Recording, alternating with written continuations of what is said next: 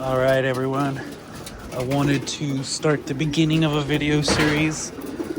Just the beginning of call it the line breeding saga. And it's, I'm just going to pretty much just be kind of showing the pairings I'm going to do for next season. All the line breeding pairings.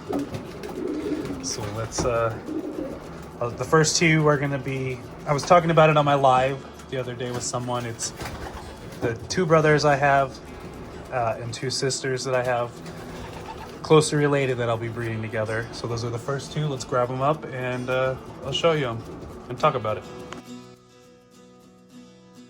Okay, here is some pairings that I'm thinking about for 2026. These are what I'm going to call a line breeding. And so let me explain what I have here. I really think we need to start thinking like scientists, mad scientists when it comes to breeding. And I think maybe even start trying to practice again the last art of probably line breeding and inbreeding. We're very focused on just outcrossing and crossing all the time. Okay, so let's talk about the cocks. The two brothers. So here we got, this is their pedigrees. Essentially, I just kind of do it, writing them out. So we got my best breeding cock, who I call Bullock, right here on top. Bred to his first hen, which made 2023. That was a prize winner at the Apple Cup. And these numbers are just their band numbers. I don't want to write them all out, but for education purposes and future me.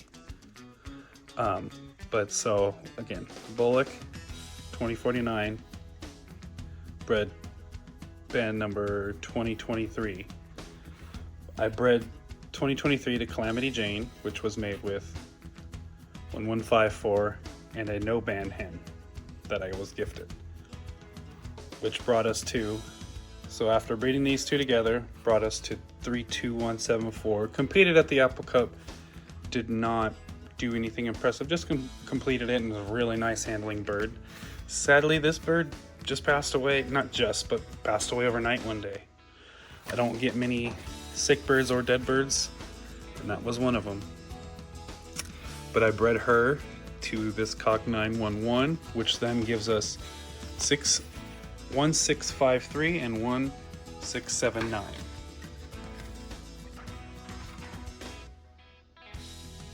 Okay, so the hens now. These hens' pedigrees, very similar to the top. So also, for pedigrees, your cocks are always on top, your hens are always on the bottom. But for this hen here, it has, so essentially, the same top right here, 2023. So Bullock, the same. So they have a similar, what is that, great-grandfather? They also have 1154 in them, but with a different hen.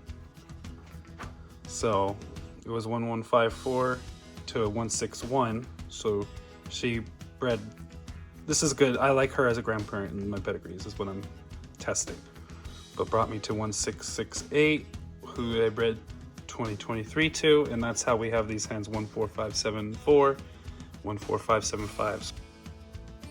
My thinking for this setup, for this breeding setup, is I want to double up on the genes I like. So this guy here and this guy here. And then also, so we'll see this, you know, but different hens. But I just wanted to see these guys as many times in the pedigree as possible.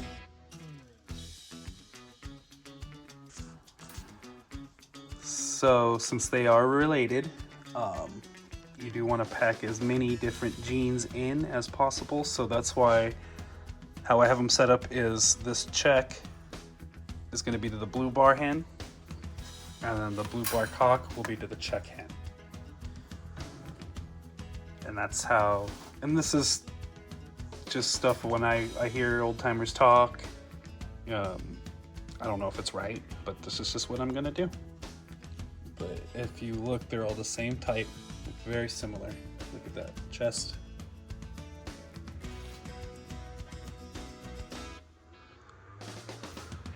Okay, so when it came to this, I don't even really know how to explain it, but in my head I just wanted, in my pedigrees when combining the birds, is I wanted him on top like this. So his genes, we're just gonna make him green. And 1154 is blue. So once we got to this point, I liked how they blended together. And same here, so green. Similar genes, 1154, but just with a different hen. But again, when I got to this generation, I kind of like the blend that it made. But I just color coordinate like these are all liked genes or similar genes. So then, and different genes are introduced by when you breed, you know, this cock here. So different genes are, you have this guy here with whatever his pedigree is. 161 with whatever her pedigree is, which was distant Gannis stuff. This, there's not much known, but she was a smash prize winner. But these are now where I'm focusing. So I'm just gonna keep trying to bring them out.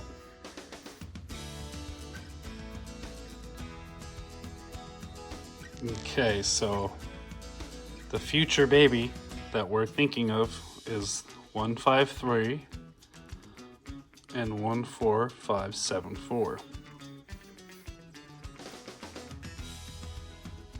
Will bring us to this future baby in 1679, 14575 future baby right here. So these are what we're shooting for. So some things I wonder is if, for instance, when I want to use this guy on the top, if it always needs to be a son. So if I'm trying to use the cocks from him, if this should be always be a son, or just his genetics should be there. Because this is a granddaughter, so this is a hen. And I wonder if some things like, what if the hen I like is on both top and bottom? I just wonder if placement means anything. Like if a certain bird is on the top side of the pedigree or the bottom side of the pedigree. And what I mean by the hen on the top side, so when I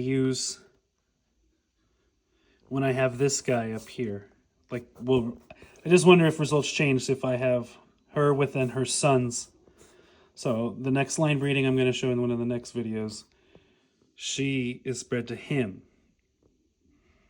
And then I was going to use her sons. So I'm curious to see if results change, if they're in different spots. And I don't even know if that's a thing, but just sharing a thought.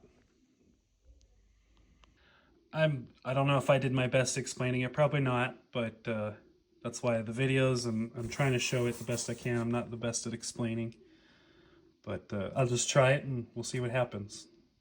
So my apologies if it's a little confusing.